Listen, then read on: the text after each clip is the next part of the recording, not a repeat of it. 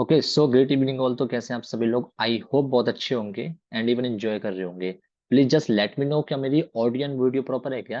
Any one of you, क्या मेरी audio and video proper है क्या? मैंने ऑलरेडी आप सभी लोगों को ना म्यूट कर रखा है, तो एक बार मुझे ना चैट में बताइए क्या मेरी ऑडियो एंड वीडियो प्रॉपर है। All right Mister Shubham. All right great. I guess मेरी ऑडियो एंड वीडियो प्रॉपर है। Any one of you? Himanshu Singh ji, बहुत बढ़िया।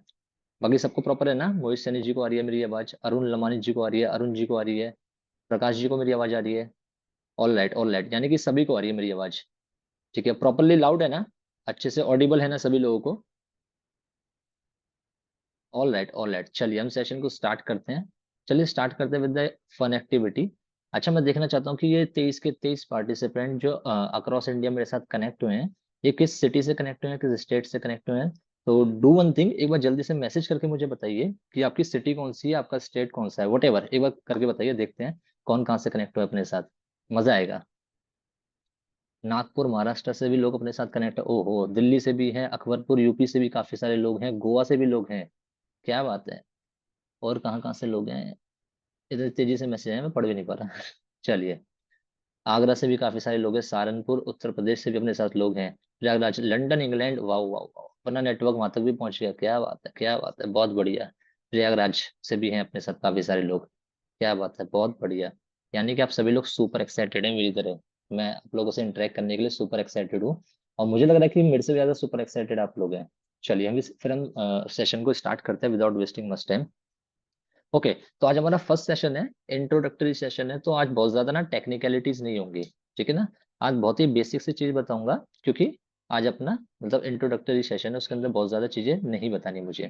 थोड़ा सा कंफर्टेबल कराऊंगा, बताऊंगा कि यार क्या एक्चुअल में इंडस्ट्री है, अपने बारे में बताऊंगा, आपके बारे में थोड़ा सा जानूंगा। ठीक है ना? क्योंकि एक दूसरे के बारे में जानना बहुत ज्यादा इंपॉर्टेंट है। तभी हम एक दूसरे को 45 डेज तक सुन पाएंगे, समझ पाएंगे। Okay guys, so my self Himank Chauhan, basically I am from Delhi, and as per my education I did mechanical engineering, even completed my MBA with dual degree of finance plus marketing. तो कहीं ना कहीं एजुकेशन बैकग्राउंड ठीक ठाक रहा है, and cheese अच्छी रही है। और अगर मैं बाय प्रोफेशन बताऊं तो अभी मैं फुल टाइम ट्रेडर और ट्रेनर हूँ। ठीक है? और ये बाय चॉइस है, बाय चांस नहीं है। ठीक है? स्टार्टिंग में ये बाय चांस था, बट ये बाय चॉइस बन गया। एंड अगर थोड़ी सी अपनी जर्नी के बारे में बताऊं तो when I was in second year of my graduation, I start with direct selling, network marketing मैंने स्टार्ट करी थी। ठीक है ना? काफी लोगों ने सुना होगा, नहीं सुना तो थोड़ा सा बता देता हूँ। Multi level marketing, chain marketing, network marketing is the मतलब कि उसके अंदर आपको एक नेटवर्क बिल्डअप करना पड़ता है। उस नेटवर्क के थ्रू जो भी सेल्स जनरेट होती है, कमीशन जनरेट होती है, उस पर आपको कमीशन आता है। And when I was in the second year of my graduation, I started with the company name Forever Living Product। एक MNC कंपनी थी, एक मतलब अमेरिकन बेस्ड ऑर्गेनाइजेशन थी, जिसके अंदर bee hives and aloe vera based कुछ प्रोडक्ट थे, मतलब कुछ प्रोडक्ट थे, उसकी सेल्स एंड मार्केटिंग हमें करनी हुआ करती थी। And within a year मैंने बहुत डेडिकेशन से काम किया करा था, so with in a year I was on the manager rank. Manager rank एक उनका टाइटल होता है, जो कि एक ड्रीम लेवल होता है उस कंपनी के लोगों के लिए। तो within a year I was on the manager rank, and my highest payout was somewhere about 1,25,000। Second year of graduation का स्टूडेंट था और 1,25,000 मुझे आते थे। तो मतलब मेरे साथ जो लोग होते थे ना, वो बहुत ज्यादा मतलब भौचक्का हो जाता था कि यार अभी हम ग्रेजुएशन कर ही रहे हैं और इसको इतना पैसा आ रहा है। बट द थिंग इज यार, कि by the time when I came to know कि यार सिस्टम के अंदर कुछ लूप होल्स हैं, मतलब कुछ ऐसी कंडीशंस थी जो मैं फुलफिल नहीं कर पा रहा था, जिसकी वजह से मुझे इतना पैसा आ तो रहा था, but I need to invest 50 to 60,000 again on the concept to maintain that particular one. मतलब आ रहा है लेकिन लग भी रहा है। ठीक है? तो by the end of the month यार मैं कहीं ना कहीं ब्रेक इवन पे आ जाया करता था। ना कुछ कमाया ना कुछ गवाया। जो कमाया वो मतलब ट्रेवलिंग में खर्च हो गया। ठीक है ना? वो आपका कहीं ना कहीं अलाउंस में खर्च हो गया, वो आपका होटल्स में खर्च हो गया, स्टे करने में खर्च हो गया, क्योंकि आपको सपोर्ट करना पड़ता था अपनी टीम को। तो मतलब उस कंसेप्ट से, उस ऑर्गेनाइजेशन से या उस इंडस्ट्री से मैंने बहुत कुछ सीखा। फिर उस कंपनी को, पर्टिकुलर कंपनी को मैंने क्विट करके another direct sell company join करी, which was OK life care. And लगभग ओके लाइफ केयर के अंदर लगभग 2 से ढाई साल की वर्किंग रही। And within two two years और 2.5 years I was on the pay out of 1 lakh 1,25,000। And on an average जो पे आउट आता था वो 80-90 हज़ार के आसपास आता था। तो ये मेरी छोटी सी जर्नी थी जो मैंने आपको बताई, सेल्स एंड मार्केटिंग से रिलेटेड थी।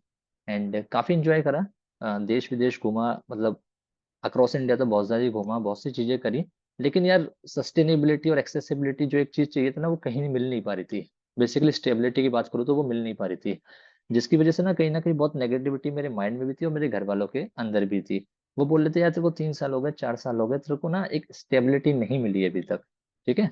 इतनी टेक्निकल डिग्री लेने का क्या फ़ायदा? मतलब बोलने में भी तो ठीक है, पर्सनैलिटी भी ठीक है, तो ये काम तेरा यार मुझे सही नहीं लगता।" घर वाले जब मेरे से बोलते थे, बट मैं तो उस टाइम मोटिवेशन में हुआ करता था। तो मैं बहुत ज़्यादा रिएक्ट नहीं करता था इन बातों का। बट बाय द टाइम मुझे भी फ़ील होने लगा कि यार कहीं न कहीं यार मुझे लगता है इस काम की ना सोशल एक्सेप्टेंस बहुत ज़्यादा नहीं है।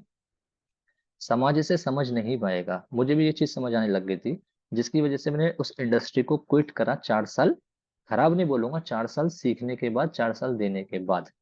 और सडनली मुझे रियलाइज़ हुआ कि अब जो भी काम मैं करूँगा इन फ्यूचर, वो टीम बेस्ड वर्क नहीं रहेगा, वो कहीं न कहीं आपका स्किल बेस्ड रहेगा, ठीक है? तो वहाँ पे मैंने डिसीज़न लिया कि अब जो भी करूँगा, कहीं न कहीं वो स्किल बेस्ड करूँगा, मतलब टीम बेस्ड वर्क नहीं करूँगा। तो स्किल बेस्ड वर्क मैं मतलब मार्केट में ढूँढने लगा, बहुत सारी चीज़ें मिली, लेकिन एट द एंड एक ही चीज़ समझ आई कि ऐसा करते हैं मैं ट्रेडिंग कर लेता हूँ, क्योंकि मुझे लगा था पैसा कमाने का आसान रास्ता ट्रेडिंग है। ठीक है? क्योंकि कुछ इसी तरह की लाइफ़स्टाइल लोगों ने प्रमोट कर रखी थी। कुछ नोन्स थे, उन लोगों ने भी इसी तरह की लाइफ़स्टाइल प्रमोट कर रखी थी कि ट्रेडिंग से बहुत ज़्यादा पैसा कमा रहे हैं और उड़ा रहे हैं। ठीक है? इसी तरह की लाइफ़स्टाइल मतलब यूट्यूबर्स ने प्रमोट कर रखी थी। सबसे पहला हमारा गुरु कौन होता है? यूट्यूब ही होता है ना। जो भी चीज़ नहीं समझ आती वो गूगल और यूट्यूब पे आप और मैं सर्च करते हैं। वहाँ से जो सीखने को मिलता है उसी को हम इम्प्लीमेंट करते हैं, उसी को सच मान लेते हैं, बट एक्चुअल में ऐसा होता नहीं है। यूट्यूब हो गया या किसी का सजेशन हो गया यार, वो चीज़ें हैं जो उनके मन में आ रहा है, वो कुछ भी बता देते हैं आप लोगों को, ठीक है? तो ट्रेडिंग मैंने यूट्यूब से सीखना स्टार्ट करी, 6 महीने 7 महीने ट्रेडिंग सीखी, जिसका रिज़ल्ट ये मिला कि यार मैंने ना मतलब तुरंत एक ऐसे सेगमेंट में कूद गया, जिसकी बहुत ज़्यादा नॉलेज नहीं थी, बट वो मुझे लगा कि यार इसमें बहुत कुछ मैं कर सकता हूँ। तो हुआ भी, 6 महीने के अंदर लगभग 1.5 से 2 लाख रुपए मैंने लॉस कर दिए। जो नेटवर्क मार्केटिंग के अंदर पैसे मैंने कमाए थे, बचा के रखे थे, जो मेरी सेविंग्स थी, वो सब के सब 6 महीने के अंदर आके ट्रेडिंग में उड़ गई। अब धक्का लगा, मैंने कहा अब तो कुछ मैं करता भी नहीं हूँ, रिकरिंग सोर्स ऑफ इनकम भी नहीं है, फिक्स सोर्स ऑफ इनकम भी नहीं है, अब क्या करना चाहिए? जैसे-तैसे हाथ-पैर मार-मूर के कुछ कैपिटल इकट्ठा करा, फिर 2-4 महीने के अंदर थोड़ा बहुत मतलब कमाया, फिर चला गया। फिर 3 दिन कमाया, फिर 3 दिन में जो कमाया वो चौथे दिन चला गया। ऐसे करते-करते मैं ब्रेक इवन होने लगा। फिर और 5-6 महीने दिए, फिर थोड़ा बहुत प्रॉफ़िट होने लगा, फिर मैं ब्रेक इवन पे आया, फिर मैं लॉसेस में चला गया, फिर थोड़ा कम आया। मतलब बहुत ही अप एंड डाउन जर्नी रही, ठीक है ना? रोलर कोस्टर राइड रही। बट अब की बात करूँ, अब मुझे लगभग 2 से सवा 2 साल हो चुके हैं ट्रेडिंग करते हुए। आई कैन प्राउडली से कि I am a profitable trader as well as trainer, ठीक है? एंड अगर आप लक्ष्मी नगर कभी आते हैं, ईस्ट दिल्ली लक्ष्मी नगर कभी आते हैं, तो वहाँ पे मेरा एक ऑफ़िस है। वहाँ से मैं पूरे India pan India e learning courses लोगों को प्रोवाइड करता हूँ और खुद एक प्रॉफ़िटेबल ट्रेडर हूँ, ठीक है ना? अगर आप मेरी अकाउंट स्टेटमेंट देखना चाहें तो देख सकते हैं। आप में से काफ़ी सारे लोगों ने देखी है। आप में से काफ़ी सारे लोग मुझे ऑलरेडी जानते भी हैं, ठीक है ना? एंड 1 मिनट कौन हैंड रेज़ कर रहा है?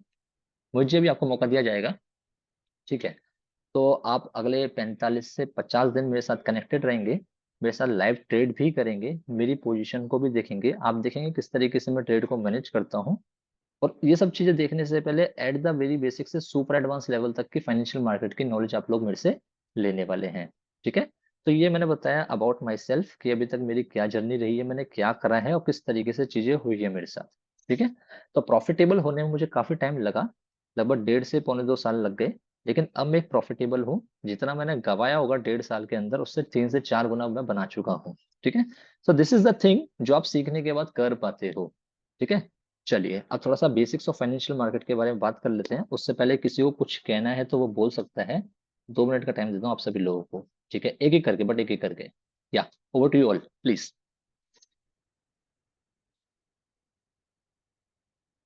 Any one of you? किसी को कुछ बोलना है, पूछना है, सजेशन है, फीडबैक है, व्हाटएवर इट इज़, आप बोल सकते हैं।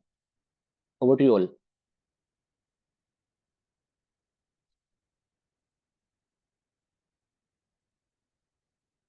ओके, आई गेस किसी का कोई सजेशन नहीं है या किसी का कोई फीडबैक नहीं है, किसी को कुछ बोलना नहीं है। अगर इन केस किसी को कुछ बोलना हो, okay, alright, thank you Rohan, thank you Rohan.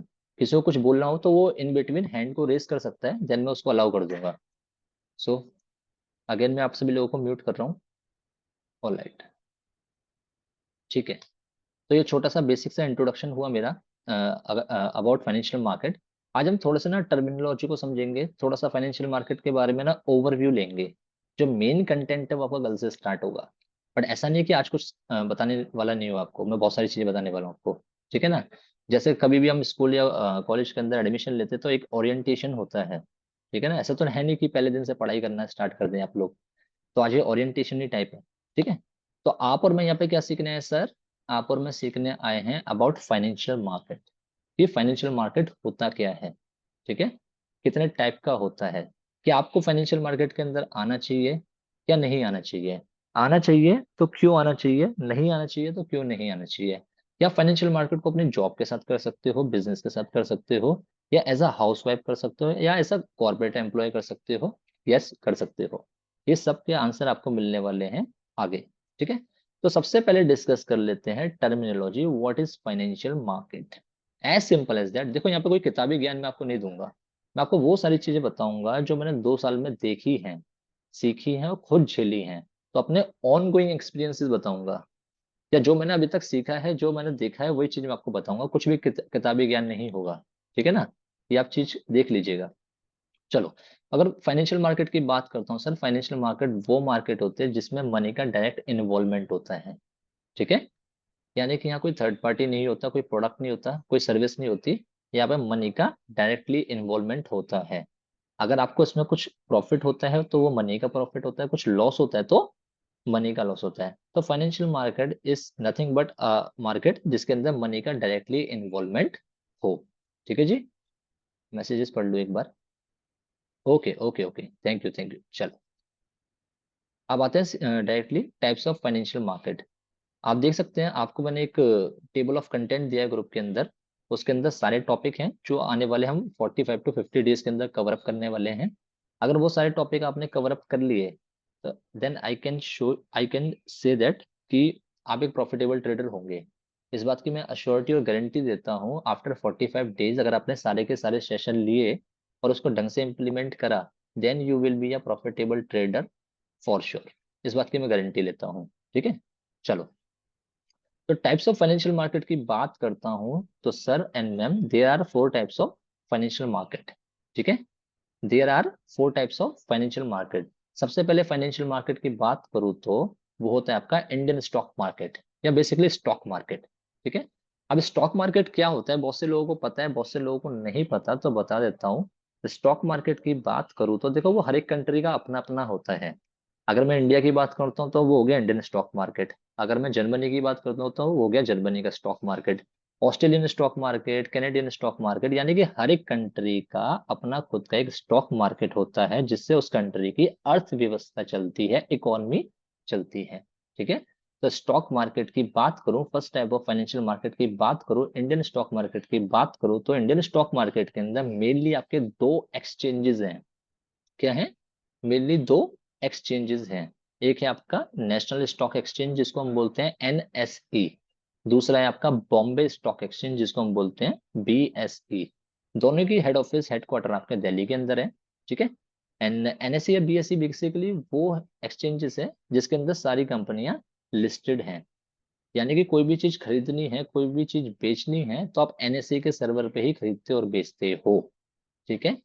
और इसकी मतलब एनएससी और बीएससी को देखने के लिए एक रेगुलेटरी बॉडी है। यानी कि कोई एक्सचेंज, मतलब एनएससी बीएससी आपके 2 एक्सचेंज है जिसमें सारे। ओके, मेरी वॉइस ब्रेक हो रही है क्या? Any one of you? I think connectivity issues from your side Arun sir. Okay okay, कोई बात नहीं, मैं रिपीट कर देता हूँ। जो first type of financial market है सर, वो आपका इंडियन स्टॉक मार्केट है। इंडियन स्टॉक मार्केट की अगर मैं बात करता हूँ तो इंडियन स्टॉक मार्केट के अंदर आपके 2 मेन एक्सचेंज है जिसको हम बोलते हैं and NSC and BSc. NSC की बात करूँ तो नेशनल स्टॉक एक्सचेंज, बीएससी की बात करूँ तो बॉम्बे स्टॉक एक्सचेंज। जो सारी कंपनियां इंडिया के अंदर काम करती हैं, या वो सारी कंपनियां जो प्राइवेट लिमिटेड से पब्लिक लिमिटेड हुई हैं, वो सारी कंपनियां आपकी एनएससी और बीएससी मेनली 2 एक्सचेंज के ऊपर लिस्टेड हैं। आपको और मेरे को कुछ भी खरीदना है, कुछ भी बेचना है, यानी कि कंपनी के शेयर खरीदने हैं या कंपनी के शेयर बेचने हैं, कंपनी के कॉन्ट्रैक्ट खरीदने हैं या कॉन्ट्रैक्ट बेचने हैं तो हम एनएससी और बीएससी पे ही खरीदेंगे और बेचेंगे through a broker account, through a demat account. ठीक है, यानी कि आपका एक डीमेट अकाउंट बनता है, एक ब्रोकर अकाउंट बनता है, जिससे आप किसी भी कंपनी के शेयर खरीदे और बेच सकते हो। किस पे? एनएससी एंड बीएससी के ऊपर। अब ये ब्रोकर अकाउंट किस पे बनता है, ब्रोकर अकाउंट क्या होता है, you will get to know about everything later on.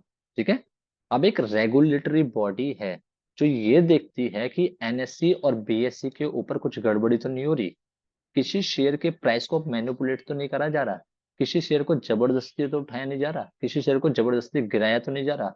उस रेगुलेटरी बॉडी का नाम है sir SEBI, security and exchange board of India.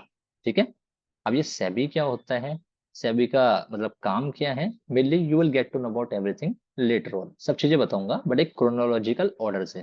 ठीक है, तो इंडियन स्टॉक मार्केट की बात करता हूं तो सर इंडियन स्टॉक मार्केट में मेनली आपके दो एक्सचेंज है, which is NSC and BSc, national stock exchange and Bombay stock exchange. ठीक है, और जितनी भी कंपनियां लिस्टेड है वो इन दोनों एक्सचेंजेस के ऊपर लिस्टेड हैं, और इसके ऊपर कोई भी खरीदारी करनी है, कुछ भी बिकवाली करनी है, वो सब आपको करना पड़ता है थ्रू अ ब्रोकर अकाउंट, जिसको हम डीमेट अकाउंट भी बोलते हैं। ठीक है, और कुछ भी गड़बड़ी ना हो खरीदने में बेचने में, मैनिपुलेशन ना हो किसी भी शेयर के प्राइस पे, उसको देखने के लिए एक रेगुलेटरी बॉडी है which is SEBI, security and exchange board of India. ठीक है, तो this is all about stock market. यानी कि first type of financial market को समझे तो वो आपका स्टॉक मार्केट है, जो मैंने आपको बहुत आसान शब्दों में समझा दिया। Second type of financial market की बात करता हूं तो सर वो है आपका क्रिप्टो करेंसी। अब ये क्रिप्टो करेंसी क्या होता है, नाम आप लोगों ने बहुत बार सुना होगा, हो सकता है काम भी पता हो सकता है पता भी हो कि क्रिप्टो करेंसी होता क्या है, बट मैं बहुत आसान शब्दों में आपको समझाने की कोशिश करता हूँ। सर क्रिप्टो करेंसी के अंदर कुछ आपके कॉइन्स होते हैं, कुछ टोकन्स होते हैं, कुछ इमेजिनरी कॉइन्स होते हैं, कुछ टोकन्स होते हैं, जिसकी एक पर्टिकुलर यूटिलिटी होती है, पर्टिकुलर यूसेज होता है, एप्लीकेशन होता है। ठीक है, मेनली आपकी there are two type of script, there are two crypto currency mainly, जो सबसे मेन है। सबसे पहला है बिटकॉइन, दूसरा है इथेरियम।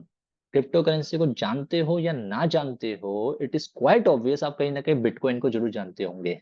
ठीक है, कि बिटकॉइन क्या होता है।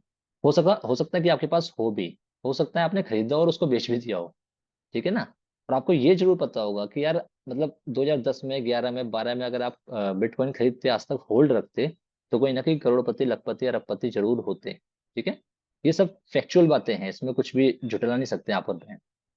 ठीक है, तो second type of financial market की बात करूँ तो वो होता है आपका क्रिप्टो करेंसी। क्रिप्टो करेंसी के अंदर कुछ कॉइन्स होते हैं, टोकन्स होते हैं, जिनकी कोई पर्टिकुलर यूटिलिटी होती है, एप्लीकेशन होता है, यूसेज होता है। Mainly there are two types of crypto currency which are Ethereum and bitcoin. Bitcoin is the mother currency, Ethereum आपकी दूसरी करेंसी होगी। और इसके अलावा आपके बहुत सारे कॉइन्स भी होते हैं, टोकन्स भी होते हैं, जिसको हम बोलते हैं alt coins and alt tokens. क्या बोलते हैं? Alt coins and alt tokens. Alt बोले तो alternative coins and alternative tokens. इसकी भी देखो, जिस अब ऑल्टरनेटिव कॉइन्स और टोकन्स के अंदर जिनकी यूटिलिटी होती है वो तो ग्रो कर जाते हैं, बाकी इसमें फ्रॉडुलेंट भी बहुत चीजें होती हैं। ठीक है, अगर आपको थोड़ा सा डेप्थ इन डेप्थ बताऊं तो जिस भी क्रिप्टो करेंसी का आप देखो, ब्लॉकचेन अच्छा होगा, अच्छे एक्सचेंजेस के ऊपर लिस्टेड होगा। ठीक है, ऑर्डर बुक अच्छी होगी, लिक्विडिटी अच्छी होगी, उसकी कोई एप्लीकेशन यूसेज होगी, आप उसको बाय कर सकते हैं। मैंने बहुत टेक्निकल टर्म्स बोले हैं, सुन लो इसको अभी, मतलब समझने की कोशिश मत करो। ठीक है ना, तो इसे बस सुन लो आप। ठीक है, जैसे एप्लीकेशन और यूसेज की बात कर रहा हूं तो आपकी एक क्रिप्टो करेंसी है रिपल, RIPPLE, रिपल, जिसका सिंबल है XRP।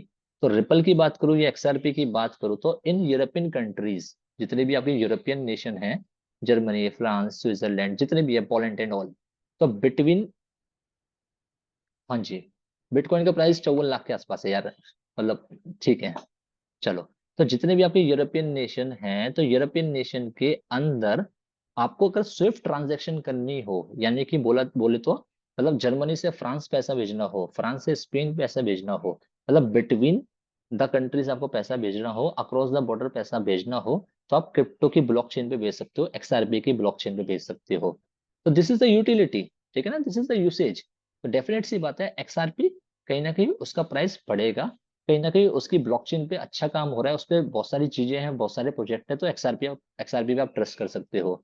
तो ऐसे किसी भी ब्लॉकचेन का या किसी भी करेंसी का अगर यूसेज होता है तो वो कहीं ना कहीं अच्छा चलने वाला है। तो क्रिप्टो करेंसी के बारे में इतना ज्ञान बहुत है, एक ही दिन में सब कुछ बता दूंगा तो वो ओवरहेड ट्रांसमिशन हो जाएगा। तो as simple as that, crypto currency के अंदर मेनली दो कॉइन्स और टोकन्स हैं जिसका नाम है बिटकॉइन एंड इथेरियम। और क्रिप्टो करेंसी का देखो, किसी भी क्रिप्टो करेंसी का अगर यूटिलिटी होती है, उसका यूसेज होता है, प्रोसेस होता है, तो कहीं ना कहीं वो ग्रो करती है बाय दैट टाइम। ठीक है, ये आपके वर्चुअल टोकन्स और कॉइन्स हैं जो कि आपके इन हैंड तो है नहीं, मतलब वर्चुअली है ये। ठीक है, चलो okay. Third type of financial market is your commodity market. Commodity के बारे में आप लोगों ने सुना जरूर होगा, ठीक है ना। तो third type of financial market is your commodity market. अब कमोडिटी मार्केट के अंदर होता क्या है, यहाँ पे metals as well as non metals का ट्रेड होता है। अगर मैं मेटल्स की बात करूं तो उसके अंदर गोल्ड भी आता है, सिल्वर भी आता है, एल्यूमिनियम भी आता है, कॉपर भी आता है, कोबाल्ट भी आता है, निकल भी आता है, क्रूड ऑयल भी आता है, नेचुरल गैस भी आता है। ठीक है, so these are the thing जो आपके मेटल्स के अंदर आते हैं, कमोडिटी के अंदर आते हैं। As well as non metals, आटा, दाल, चावल, बाजरा, मिलेट्स, ये सब चीजें जो खाद्य पदार्थ है, खाने की चीजें हैं, ठीक है ना। तो ये सारी चीजें भी आपकी कहीं ना कहीं आपके कमोडिटी मार्केट में आते हैं। तो यानी कि commodity market is the market जिसमें metals as well as non metals का ट्रेड हो। ठीक है, commodity market is the market जिससे किसी भी कंट्री की इकोनॉमिक कंडीशन पे फर्क पड़ता है। आपने कई बार न्यूज पे देखा होगा यार, कच्चा तेल आपका इतने बैरल, इतने डॉलर बैरल से महंगा हो गया या सस्ता हो गया, जिसकी वजह से ट्रांसपोर्टेशन में बहुत ज्यादा फर्क पड़ गया, यानी कि ट्रांसपोर्टेशन महंगा हो गया, सस्ता हो गया, जिसकी वजह से चीजों के दाम बढ़ गए। आलू के, टमाटर के, प्याज के, किसी भी चीज के दाम बढ़ गए। तो डेफिनेट सी बात है, कहीं ना कहीं वो कंट्री के जीडीपी पे भी फर्क पड़ेगा, पर कैपिटा भी फर्क पड़ेगा, उन सब चीजों पे फर्क पड़ेगा जो भी आपके इकोनॉमिक ग्रोथ से रिलेटेड हैं या इकोनॉमिक फैक्टर हैं वो सारी चीजें। ठीक है, तो commodity market is the market which is responsible या which are responsible for the economic growth of the country. तो third type of financial market की बात करता हूं तो वो आपकी कमोडिटी मार्केट आती है। Last but not the least, जो fourth type of financial market है, जो मेरा फेवरेट फाइनेंशियल मार्केट है, उसका नाम है फॉरेक्स मार्केट या फॉरेन एक्सचेंज।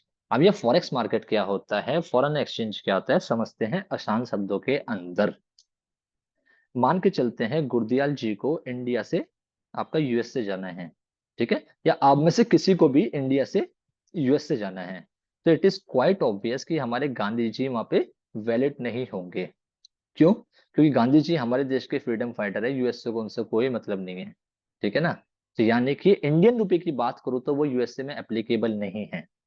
ठीक, तो समझने वाली बात यह है, जब भी आप अपनी कंट्री की करेंसी को दूसरी कंट्री की करेंसी से ट्रेड करते हो, एक्सचेंज करते हो, तो इसी मार्केट को फॉरेक्स मार्केट बोला जाता है और प्रोसेस को फॉरेन एक्सचेंज बोला जाता है।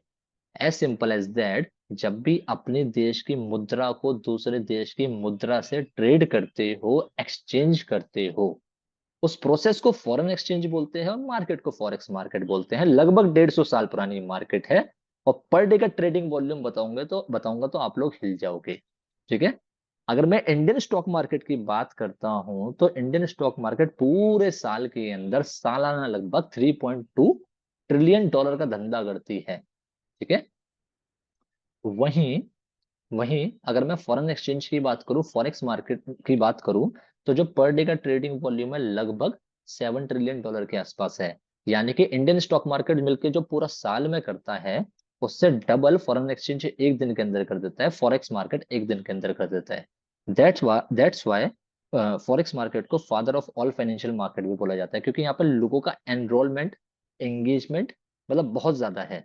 क्यों ज्यादा है, you will get to know about everything later on, कि फॉरेन एक्सचेंज के अंदर या फॉरेक्स मार्केट के अंदर ज्यादा, इतने ज्यादा लोगों का इन्वॉल्वमेंट क्यों है। ठीक है, चलो अब एक छोटा सा क्वेश्चन आता है, क्वेश्चन पूछ लेता हूँ आप लोगों से, देखते हैं कितने लोग ध्यान से सुन लेते हैं। चलो ओके, तो जल्दी से एक बार मेरे को मैसेज करके बताओ इंडिविजुअली कि four type of financial market कौन कौन से होते हैं। जल्दी से बताओ मेरे को। आपको इसके नोट्स भी मिल जाएंगे, आपको ये रिकॉर्डेड सेशन भी मिल जाएगा, पर मैं देखना चाहता हूँ आप कितने अटेंटिव थे क्लास के अंदर। तो जल्दी से एक बार मेरे को मैसेज करके बताओ कि four type of financial market कौन कौन से होते हैं। जल्दी से। किसी ने लिखना स्टार्ट नहीं करा, चलो बहुत बढ़िया। हिमांशु सिंह जी का मैसेज आ गया, क्या बात है, बहुत बढ़िया। और किसका मैसेज आया? बस हिमांशु जी को पता है, वही सुन लेते हैं, और कोई सुन नहीं रहा था सही से। चलो, प्रीति पांडे मैम का भी मैसेज आया, क्या बात है। हरिओम जी का भी मैसेज आया, यवर जी का भी मैसेज आया, क्या बात है। बलराम सिंह जी का भी मैसेज आया। सभी बहुत अटेंटिव तरीके से सुन रहे हैं। बहुत बढ़िया, बहुत बढ़िया। तो मैंने आपको तो मैंने आपको है ना इंडस्ट्री से थोड़ा सा इंट्रोड्यूस कराया है। और मैं सच बता रहा हूँ, ये 1% भी चीज नहीं है जो मैंने आपको बताई है।